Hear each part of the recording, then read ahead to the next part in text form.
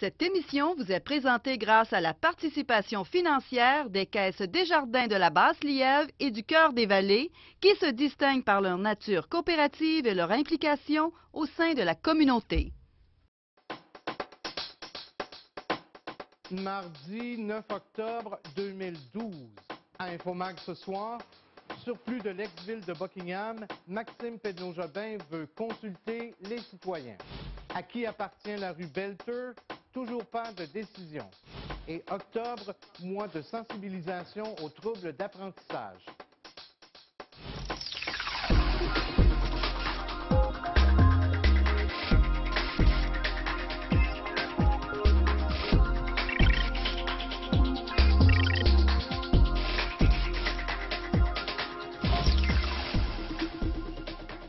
Bonsoir, mesdames et messieurs. Mon nom est Michel Pilote et voici maintenant Infomag, votre magazine d'information locale.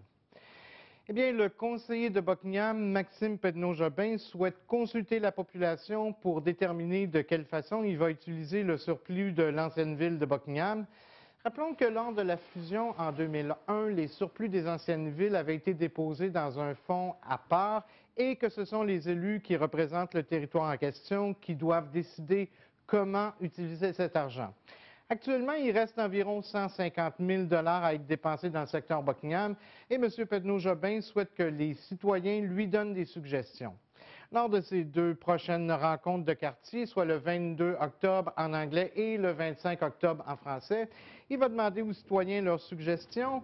Un extrait de l'émission Parole à l'élu qui est diffusé sur nos ondes cette semaine. Oui, je le sais que c'est toujours un peu dangereux quand on fait quelque chose comme ça parce qu'il y a beaucoup de gens qui ont beaucoup d'idées. Donc, il y a beaucoup de gens qui sont déçus à la fin parce qu'on ne peut pas choisir toutes les idées. Mais en même temps, je trouve ça intéressant. Moi, l'espèce de cadre que je voudrais définir, puis les gens, je pourrais les entendre là-dessus, c'est que pour moi, ça serait important de s'en servir pour l'histoire, pour faire vivre l'histoire de Buckingham. On pourrait décider de faire un bout de trottoir ou, je ne sais pas, moi, de le mettre dans la dette ou quelque chose comme ça, mais étant donné que c'est d'argent qui a une importance symbolique, là, il me semble que ça serait intéressant. Puis c'est là où, dans mon bulletin, je mets un certain nombre d'exemples que j'ai entendus. L'Ange Gardien vient de faire un livre sur les familles de l'Ange Gardien. C'est une idée. On pourrait faire un site Internet, puis ça fait longtemps qu'il y a des gens qui pensent à ça, où on mettrait en valeur nos cimetières, puis qui est dedans. Puis ça permettrait aux familles d'écrire un peu l'histoire de leur grand-père, de leur grand-mère, mais sur le site, un peu sous la forme Wikipédia. Fait qu'il y a toutes sortes d'idées comme ça. Les municipalités de Gatineau et de l'Ange-Gardien ne s'entendent toujours pas sur la propriété de la rue Belter qui est située, on le rappelle, à la frontière des deux municipalités. Bien qu'une entente pour l'entretien du chemin, notamment pour le déneigement, soit survenue ce printemps, les deux villes attendent toujours que le gouvernement du Québec tranche pour déterminer à laquelle des deux municipalités la rue appartient. Le maire de l'Ange-Gardien, Robert Goulet, lors de l'émission Parole à l'élu. Il y a un document qui nous dit que le chemin, l'assiette du chemin est située sur le territoire de Gatineau. Et Gatineau a en main un autre document qui nous dit qu'en principe, il appartient à l'Ange Gardien. Alors, on a ces deux documents légaux. On ne s'explique pas comment est-ce qu'on en est venu à ça au niveau de la province, hein.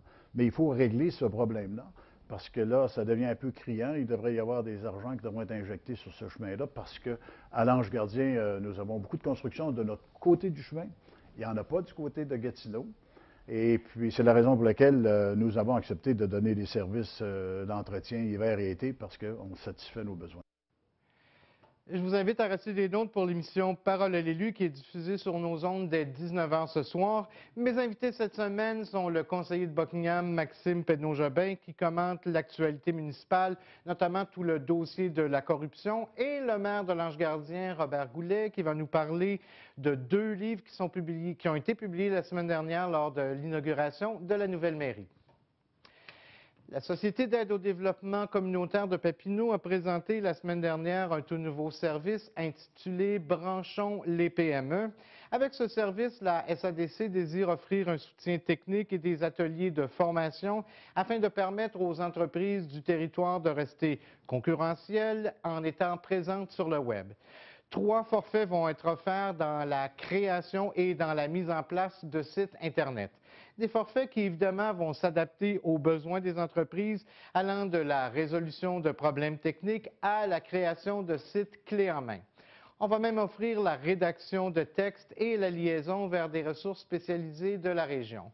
Les entrepreneurs qui seraient intéressés à obtenir plus d'informations peuvent communiquer avec la SADC de Papineau en composant le 819-986-1747, poste 206, ou en envoyant un courriel à projet.sadc@sadcpapineau.ca.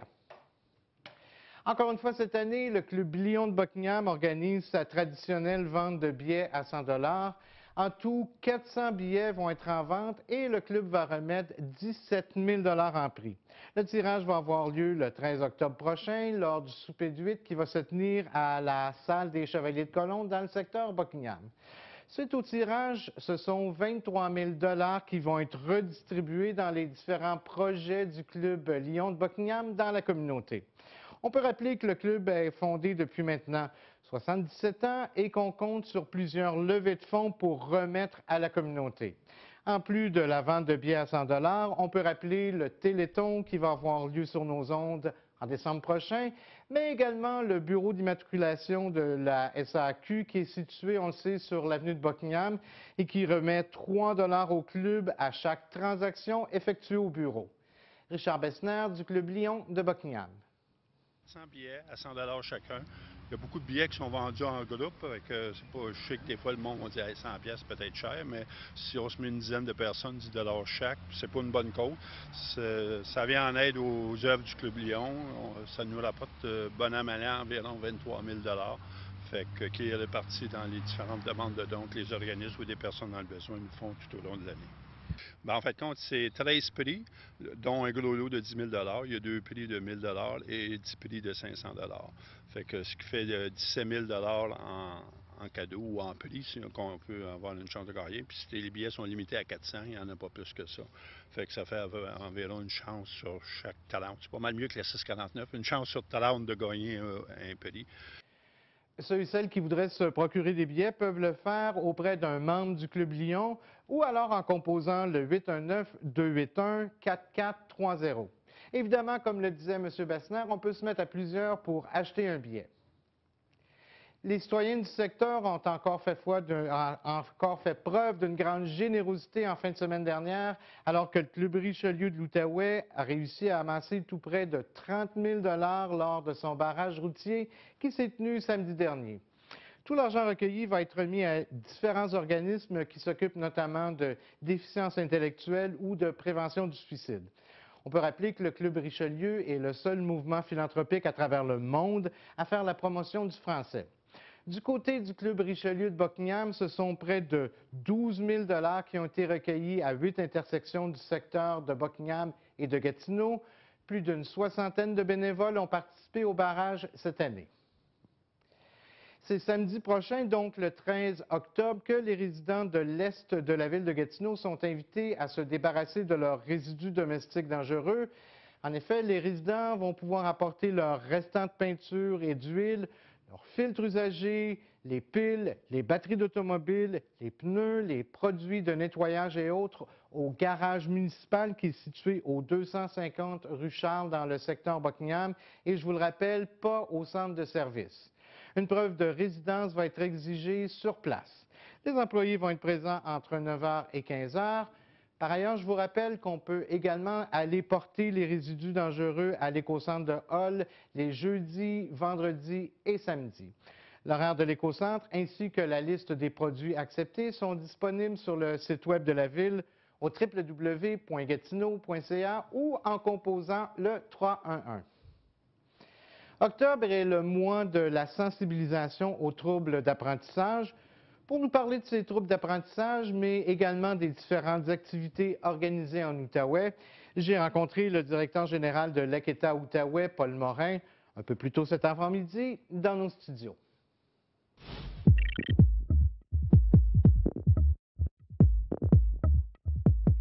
Paul Morin, octobre qui est le mois de sensibilisation aux troubles d'apprentissage. Évidemment, quand on parle de troubles d'apprentissage, on parle de troubles qui ne se voient pas. Il y a plusieurs... Non, c'est pas, c'est pas une amputation, effectivement.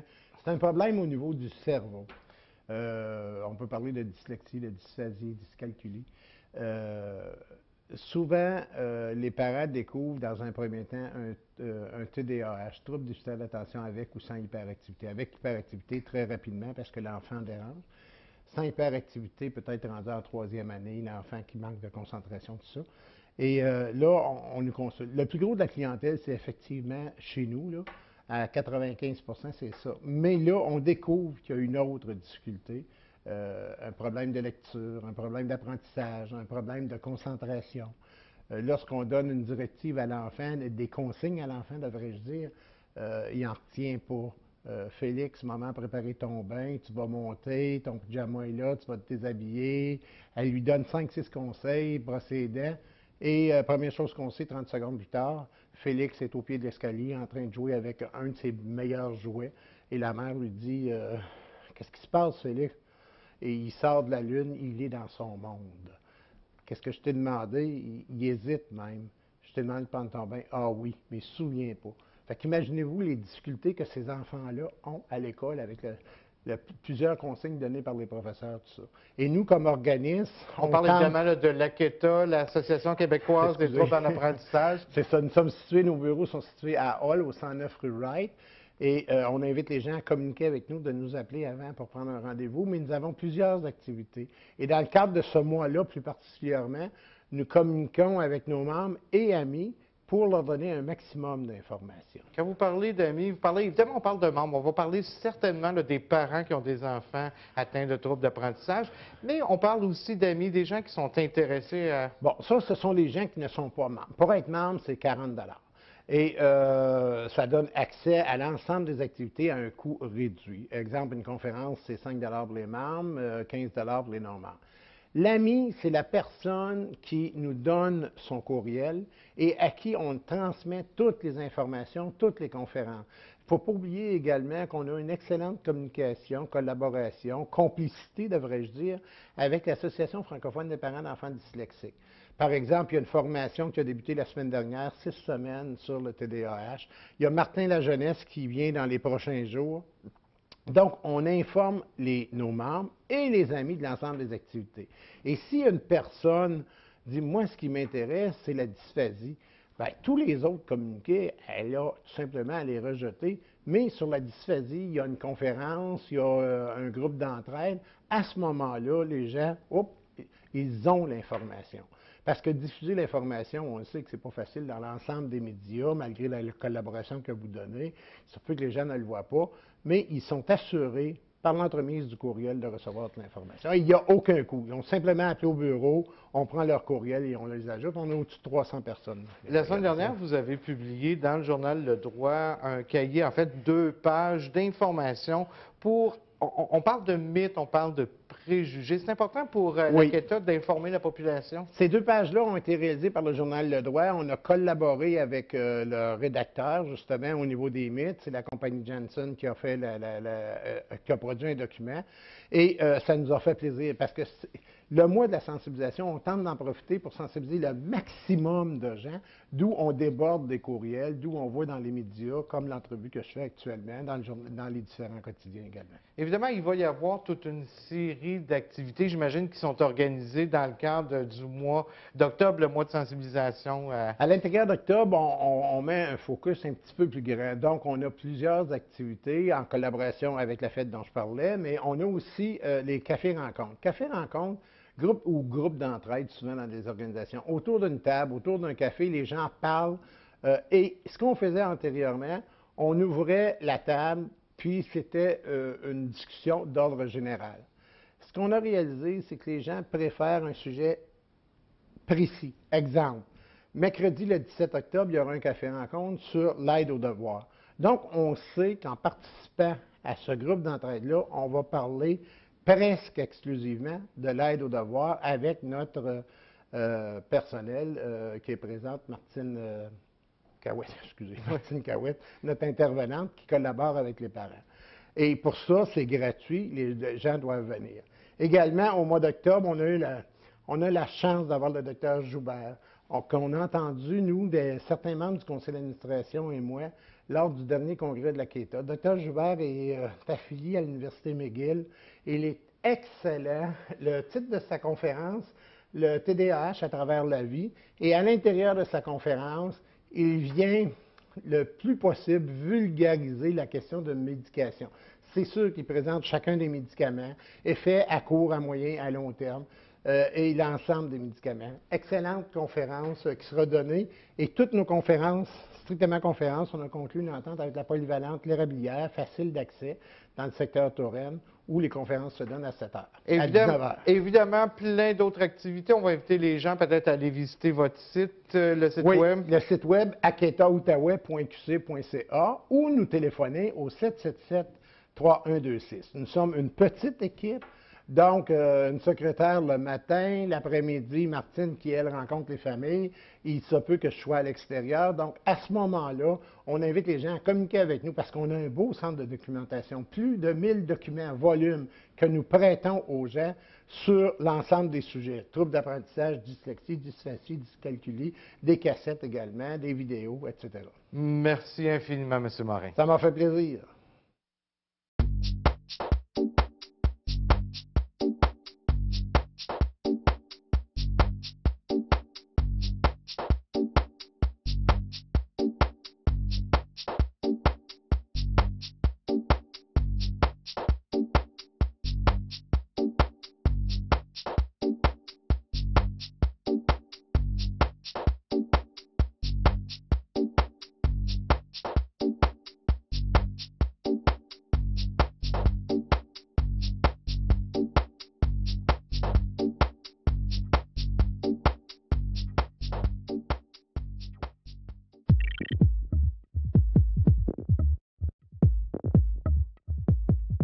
On parle maintenant art et culture et c'est encore une fois Hugo Parisien, le directeur général du Carrefour culturel qui est avec nous.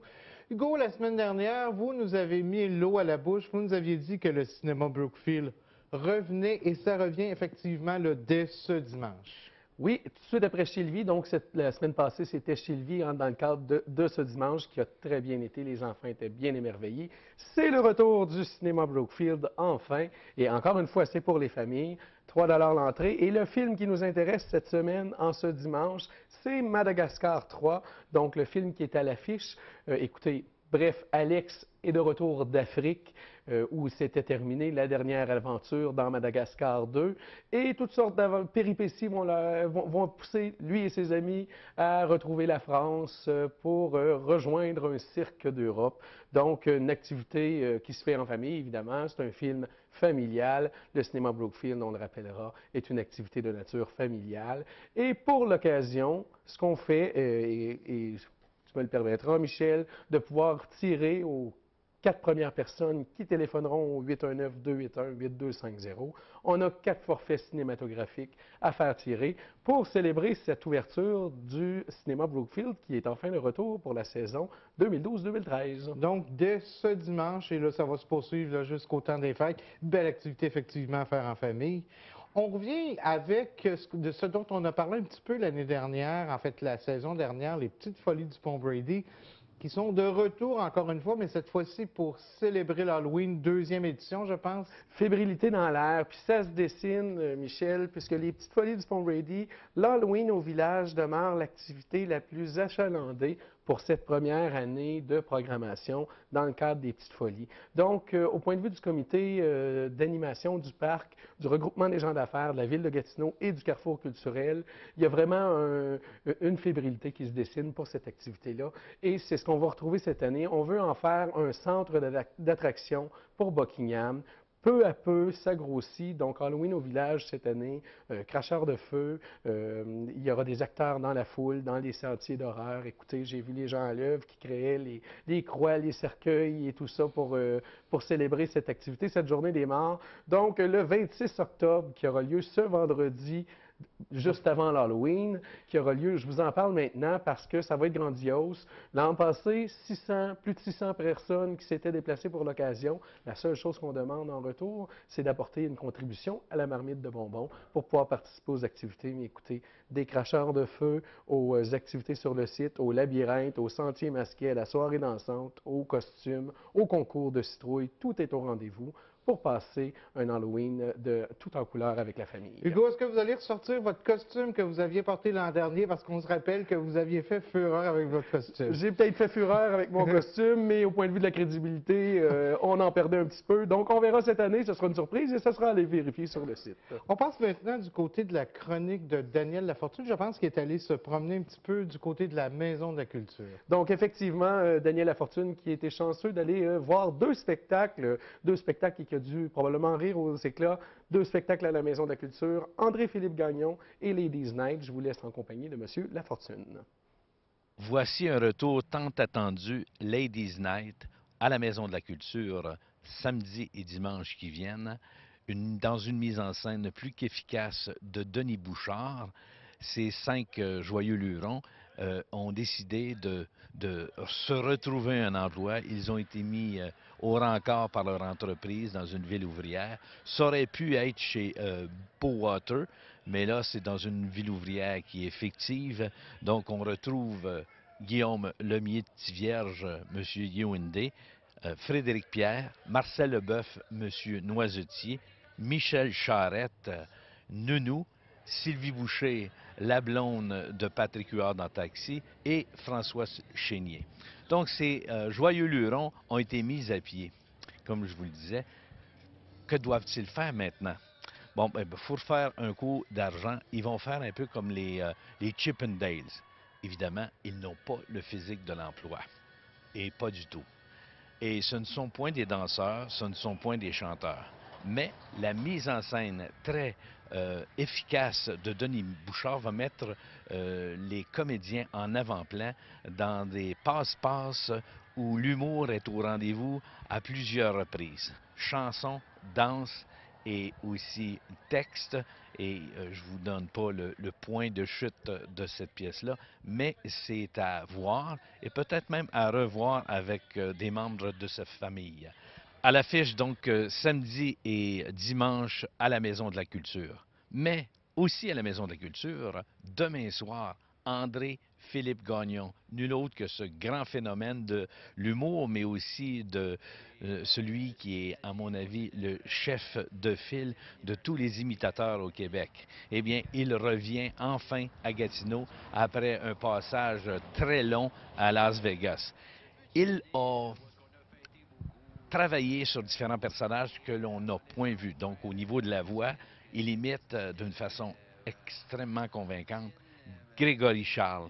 Il passe aussi chez Pierre Lapointe. Susan Boyle, cette Britannique qui avait fait courir les foules il y a 2 ans. Georges Larac, finalement, nul autre que Michael Jackson et Jack Johnson, qui est un peu moins connu, ce folkloriste américain.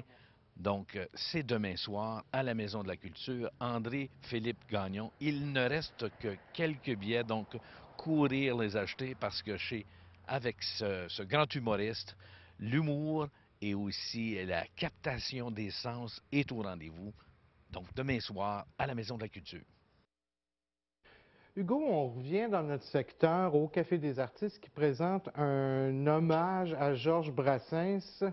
Effectivement, ça se produit le 19 octobre, donc c'est tout près.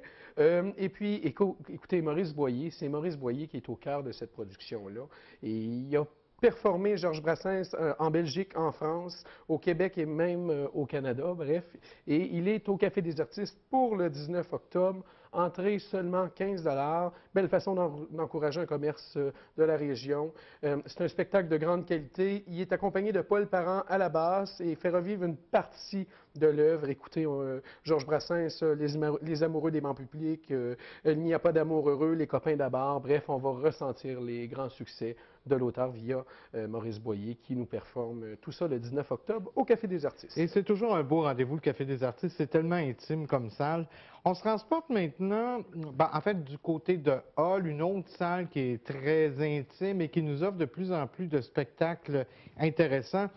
Les Brasseurs du Temps qui nous offrent 2 spectacles, en fait 2 soirées très agréables.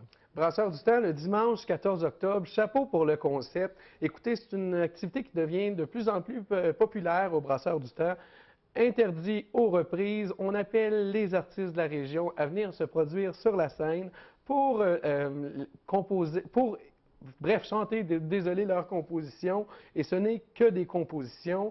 Les restrictions, il faut être un artiste de l'Outaouais, bref, et c'est une activité à faible coût, c'est totalement gratuit, un beau remue-ménage et une belle scène pour les artistes de la région. Et c'est l'occasion, justement, là, pour les jeunes artistes, les auteurs-compositeurs, de faire connaître leurs pièces. On n'aurait souvent pas d'autres endroits pour le faire. Exactement pourquoi je donne un coup de cœur aux Brasseurs du Temps qui font cette activité dimanche 14 octobre, donc dans le secteur Hall. Et le lendemain, un autre grand spectacle.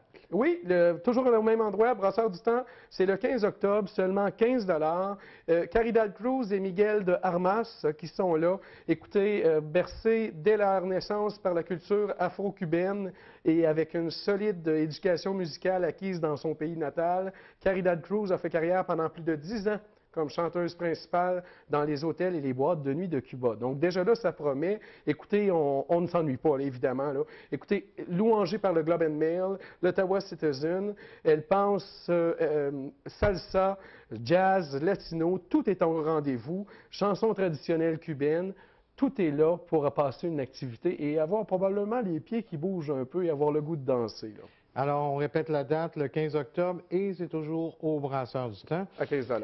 À quelques pas de là, on retrouve la salle Jean-Després et un auteur-compositeur qui a plus besoin de présentation, qui vient se présenter chez nous le 11 octobre, donc après-demain, Dumas. Dumas qui nous présente son tout nouvel album, Enfin, l'heure et l'endroit, donc c'est le titre de l'album. Écoutez, on pourrait vous le présenter depuis le début de sa carrière, il ne fait que étonner les foules, étonner le public. On pourrait faire l'énumération de tous ces albums qu'on voit ici sur le communiqué. Ce n'est pas nécessaire, les gens connaissent Dumas et on souhaite tout simplement que ce soit un lancement qui nous étonne tout autant que ce qu'il a fait en carrière. Écoutez, c'est une bête de scène, Dumas. Et ça se passe, sont chanceux, à la salle Jean-Després, le 11 octobre. Peut-être qu'il reste encore quelques billets. Avant d'entrer en ondes, il en reste encore. www.ovation.qc.ca. Donc, le 11 octobre, on met ça à l'agenda, la sortie du nouvel album de Dumas. Et un petit mot rapide pour un spectacle qui s'en vient à la Maison de la Culture, en fait, le 12, on parle de vendredi. Et oui, un que j'aimerais bien programmer à l'intérieur de la programmation de la Salle des Jardins. Il est de passage à la Maison de la Culture. Monsieur Philippe Laprise en humour, si vous voulez rire aux éclats. Bref, ça se passe le 12 octobre. Il présente son spectacle « Je peux maintenant mourir ». C'est un rendez-vous pour tous les adeptes d'humour. Même chose pour se procurer des billets via le réseau Ovation.qc.ca. Merci beaucoup, Hugo. Alors, c'est ce qui complète notre émission pour aujourd'hui. Je vous donne rendez-vous à 19h pour l'émission Parole à l'élu, conseil municipal à 19h30. Et vous nous appelez 281-8250 pour les billets pour la salle des Jardins. Laissez un message. Les 4 premières personnes vont remporter des billets. Merci. Bonne fin de soirée.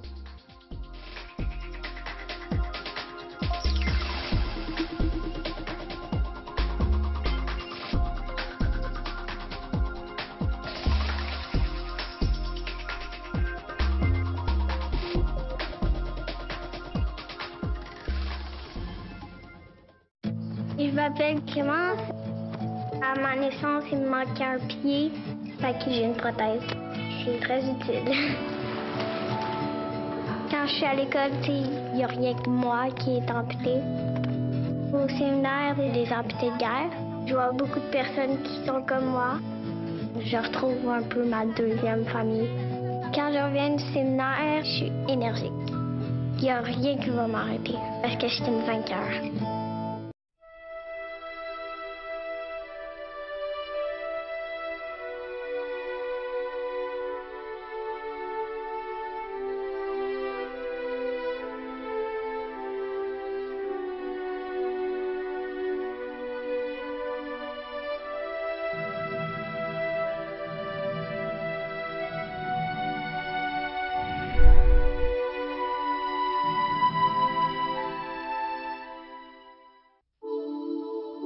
Le séminaire des amputés de guerre, on est une grande famille, on a toute hâte de se voir. Il y a des grands, il y a des petits, puis les grands apprennent des petits comme les petits apprennent des grands. J'ai toujours aimé prendre des photos. J'étais la photographe désignée de la famille. Quand j'ai voulu poursuivre ma passion, les amputés de guerre m'ont financé ma nouvelle prothèse. Pour moi, l'association des amputés de guerre, ça m'a apporté d'être simplement bien avec moi-même. Je suis juste moi.